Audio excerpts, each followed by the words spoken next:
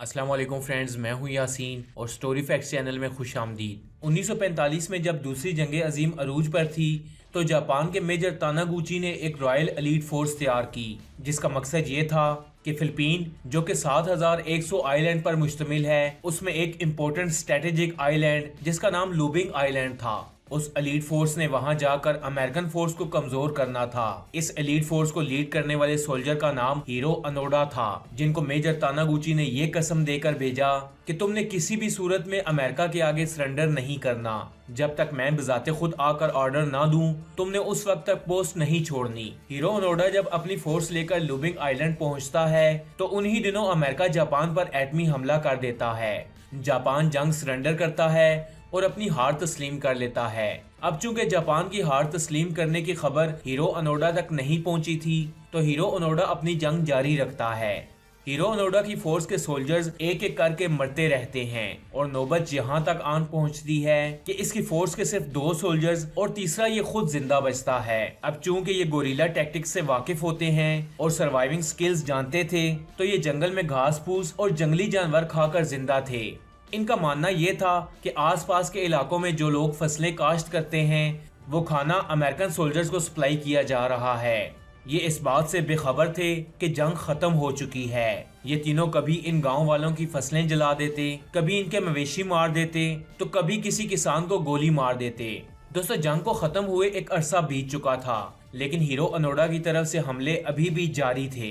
इस पर रिहायशी किसानों ने गवर्नमेंट से शिकायत की कि जंगल में जापानी सोल्जर्स मौजूद हैं जो आए रोज किसानों पर हमले करते हैं। अमेरिका ने हेलीकॉप्टर्स के जरिए इंग्लिश और जापानीज लैंग्वेज में पोस्टर फेंके और इनको ये बताने की कोशिश की कि जंग खत्म हो चुकी है, लिहाजा आप जंगल से बाहर आएं। लेकिन हीरो अनोडा और उसके साथी ये बात मानने को बिल्कुल भी तैयार नहीं थे।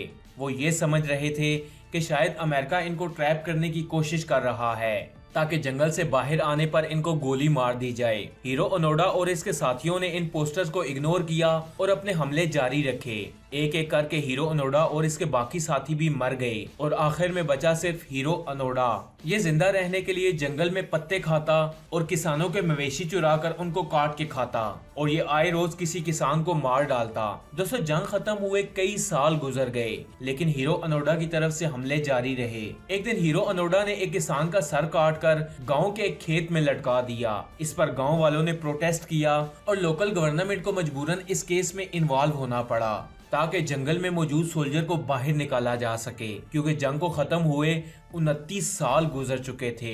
जब जापान ये बात पहुंची कि आपका एक सोल्जर अभी भी जंग लड़ रहा है जबकि जंग को खत्म हुए 29 साल हो चुके हैं, तो जापान में ये खबर आग की तरह फैल गई। ट्रेस किए जाने पर पता चला कि हीरो अनोडा अभी भी जिंदा है, जिसे जापान ने 1955 में ही डिक्लेयर कर दिया था कि हीरो अनोडा अपने साथियों समेत मर चुका है, लेकिन हकीकत में वो जिंदा था। ये खबर फैलने के बाद जापान में हीरो अनोडा एक सेलिब्रिटी बन चुका था। बहुत से लोगों की ये ख्वाहिश थी कि वो हीरो अनोडा को ढूंढ कर लाएं, जिनमें से एक शख्स जिसका नाम नाइरो सुजुकी था और ये एक टूरिस्ट यानी ट्रेवलर था जिसकी जिंदगी की सिर्फ 3 ख्वाहिशें थीं। पहली, हीरो अनोडा को ढूंढना, दूसरी, जंगल के अंदर पांडा को देखना और तीसरी, स्नोमैन को ढूंढना। नाइरो फिलीपीन में मौजूद लोमेक आइलैंड पहुंचता है और जंगल में ओनोडा की आवाजें लगाता है। जब हीरो अनोडा एक जापानीज एक्सेंट में अपना नाम सुनता है और सस्पेंस में बाहर आता है, नाइरो सुजुकी के गले पर छुरी रखता है और पूछता है कि तुम कौन हो। नाइरो उसे पूरी कहानी सुनाता है और अखबारात और मैगजीन दिखाता है और बताता है कि तुम एक सेलिब्रिटी बन चुके हो और जंग को खत्म हुए 29 साल गुजर चुके हैं। हीरो अनोडा उसकी बात को तस्लीम कर लेता है और जवाब देता है कि चूंकि मुझे मेजर तानागुची ने कसम दे रखी थी कि जब तक वो बजाते खुद मुझे नहीं कहेंगे मैं अपनी पोस्ट नहीं छोड़ सकता। हीरो अनोडा का ये मैसेज लेकर नाइरो सुजुकी वापस जापान आता है और मेजर तानागुची को ढूंढ निकालता है। जब नाइरो सुजुकी मेजर को ओनोडा का ये पैगाम पहुंचाता है तो जापान की आर्मी भी इसमें इन्वॉल्व हो जाती है। मेजर तानागुची अपने आर्मी यूनिफॉर्म में फिलीपीन के आइलैंड पहुंचता है जहां हीरो अनोडा मेजर के सामने अपने आप को अपनी ड्यूटी से डिस्चार्ज करता है। अब चूंकि ये 7 से 8 कत्ल कर चुका होता है और फिलीपीन का मुजरिम होता है, लेकिन फिलीपीन के उस वक्त के मौजूदा सदर ने इसे ये कहकर माफ कर दिया कि शायद इसको पता नहीं था, it was honest mistake and he was just performing his duty. Hiroo Onoda जैसे ही जापान पहुंचता है तो इसके इस्तकबाल में हजारों नहीं बल्कि लाखों लोग सड़कों पर मौजूद होते हैं। हीरो ओनोडा जब जापान पहुंचता है तो उसे वो जापान नहीं लगता जिसे उसने 29 साल पहले छोड़ा होता है। सब ट्रेडिशनल वैल्यूज खत्म हो चुकी होती हैं। सकाफती लिबास की जगह लोग जीन्स में मलबूस होते हैं। हत्ता कि पूरा जापान तब्दील हो चुका होता है। हीरो ओनोडा कहता है कि ये तो वही अमेरिका बन चुका है जिसके खिलाफ मैं 29 साल लड़ता रहा। दिल बर्दाश्ता होकर हीरो ओनोडा ने जापान छोड़ दिया और ब्राजील में जाकर रहने लगा और वहीं एक जापान की टीचर से शादी कर ली। कुछ ही अरसे बाद इसने खबर पड़ी कि जापान के अंदर एक बच्चे ने माँ बाप को कत्ल कर दिया और उसकी वजह ये थी कि इस बच्चे का एडमिशन इसकी मर्जी की यूनिवर्सिटी में नहीं करवाया गया। हीरो ओनोडा ने सोचा कि शायद जापान की न्यू जनरेशन को उन ओल्ड ट्रेडिशनल वैल्यूज सीखने की जरूरत है जो उसने खुद सीखी थी। हीरो ओनोडा वापस जापान आया और एक स्कूल खोला जिसमें बच्चों को सर्वाइवल स्किल्स सिखाई जाती थी। हीरो ओनोडा ने किताब भी लिखी और 2014 में इसका इंतकाल हो गया।